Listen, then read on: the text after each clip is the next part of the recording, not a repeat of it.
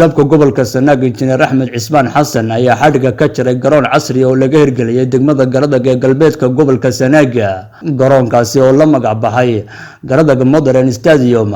waxaana xafladda xadhiga jarka ka soo qayb galay cuqaal waayeel iyo maamulka degmada Garadag dhalinyaro iyo hal door tiro badan. Waxaana ugu horeyn halkaasi ka hadlay cuqaasha maamulka degmada Garadag iyo qaybo ku hadlay afka dhalinyarta isboortiga ee degmada Garadag oo dhamaantoodba si habsami ah u soo dhaweeyay hirgelinta garoonkan casriga ah. Garadag Modern Garadag Modern waa garoonkii labaad baan filayaa ee gobol Sanaag laga hirgeliyo ka ceergaabun baa ka yar horeeyay. marka hore horta waa barakallahu laka ninka horta sameeyay Cabdisaal fikradan iyo hadii alla ya dhaqaalahan iyo maalkan geliyay aad baan ugu baaragaynaa waana soo dhaweynaynaa. waan salaameynaa gudoomiyaha gobolka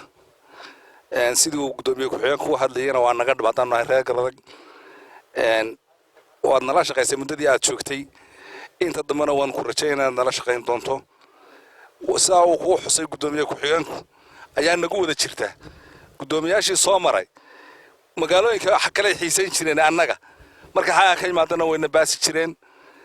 kormeero iyo karo barasaabka horeeya maanu arkin aragnay wuxuu aanu noo qaban aragnay wuxuu aanu noo qaban dirag waaweyna waa hayeen mar labaad dhalinyaranimadan kugu sii salaamay taasi waa intaa aad iyo aad waxaan xusuusnahay door horaad noo timi baad soo koobtay inta Garadag xukunto waxqabadkeedana ragii horena ku sheegadna waad xusuusan bitaanka garoonkan rooga ee Garadag Modern Stadium dhalinyaradu waxa weeyaan 75% bay ka tahay Somaliland waxa ugu badan ee tabac iyo la gelinaya in wax laga soo saarno dhalinyarada. xafladan xadhiga jarka garoonka casriga ah ee degmada Garadag waxaan leenahay gudoomiye ku soo dhaw degmada Garadag ka soo dhaw mudane gudoomiye aad iyo aad baan kaga mahadcelinaynaa adigoo mar walba nagu ah gudoomiye joogto ah oo kurgalista iyo danaha degmada iyo inta gobolka xukumo mar walba joogto ah waan kaga mahadcelinaynaa. waxaan kaloo isagana aad uga mahaddoobay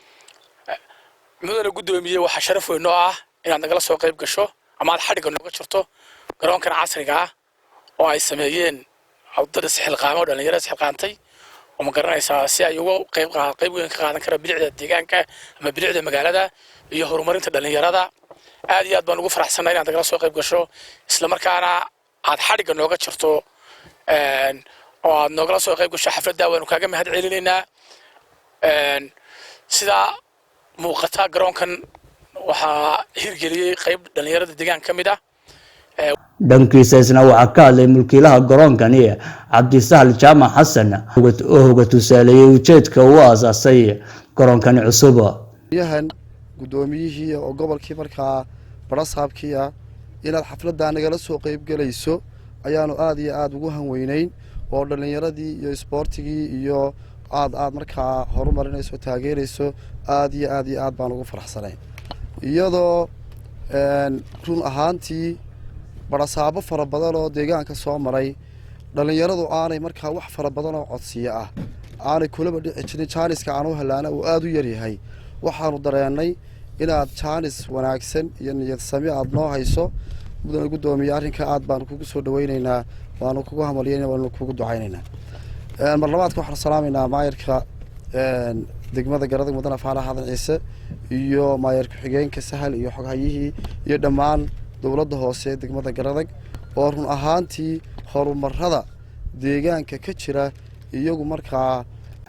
barasaabka gobolka Sanaag Injineer Axmed Cismaan Xasan oo gabagabadii hadalka qaatay ayaa bulshada reer Garadag ku amaanay kaalinta ay kaga jiraan gobolka Sanaag dhanka horumarka. sida qiimaha leh ee aad maxaan ku raay isku raacdeen hadalkiina oo dhan waxaan u fahmayaa inaad leedihiin waan wada shaqayn doonaa adiguna waad nala shaqaynaysaa annaguna waan kula shaqaynaynaa baan hadalkiina oo dhan ku soo koobaya. aad baan arrintaa idinka mahadceliyay hantiilaha garoonkan ama ninka maalgeliyay oo aan nin reer Garadaga oo sidaa laga wada dhawaajiyay nin aan qurba tagin oo degmadii halkii uu deganaa ilaahay risqo ka siiyay dib ugu celiyay deegaankiisa. Maxamed Gumbare telefishinka bulsho Garadaga.